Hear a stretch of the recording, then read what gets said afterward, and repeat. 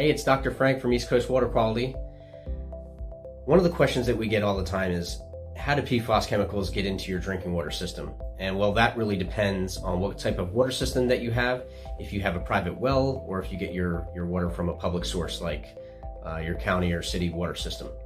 And so let's start with how your water systems work. So at your private well, it's you drill a well casing into the land that you own on your property, or if you share a well with a couple of people in a joined property, you drill the well down and you pump the groundwater out and service your house that way.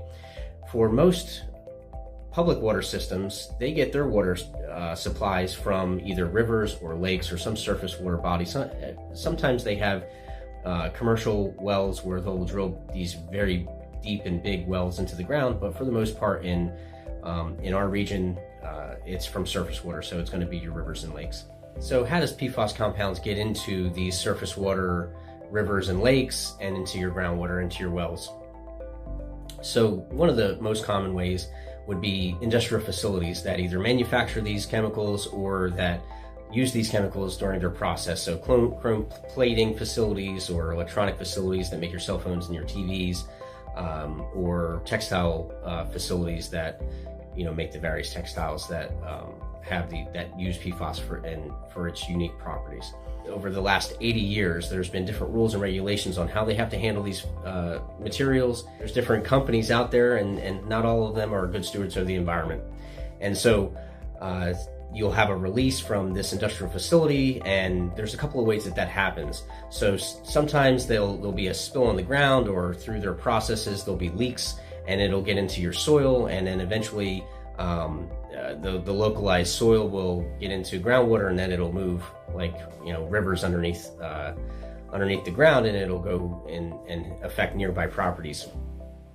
Another way is through air deposition, and this sort of came out in a manufacturing facility in North Carolina, where they're throughout whatever their process was, PFAS compounds were being exhausted through their stacks and deposited for miles around their facility, and then again it'll matriculate through the soil and get into your well water, or during the same process, when you have a rain event, stormwater will push these compounds into the rivers and the lakes that then again your public water system uses that water to treat and then provide you with your drinking water systems.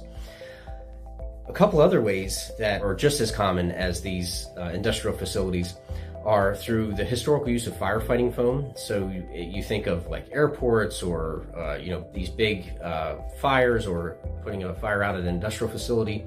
They had this firefighting foam that is now been banned, but it was called AFFF, and the acronym doesn't really mean anything for the homeowner, but it had PFAS compounds in there, and they would spray this foam all over the fire, and then eventually it would get into your stormwater drains, which go right to your rivers and your lakes, and then the process repeats.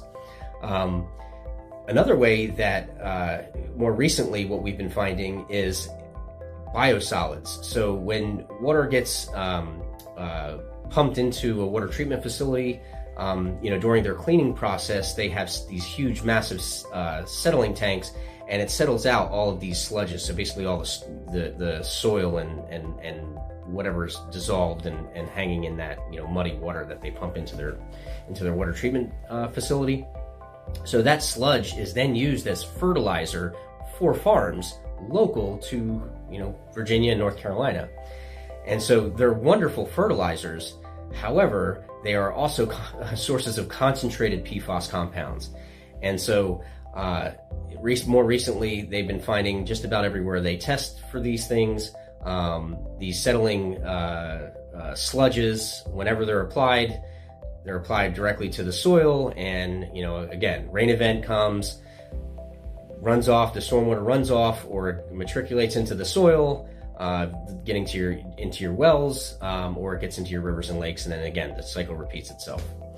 Hopefully that video was educational and you learned a little bit about where PFAS compounds come from and how they get into your water system. Please join us on our next educational video. We appreciate your time, and hopefully these are helpful. Thank you.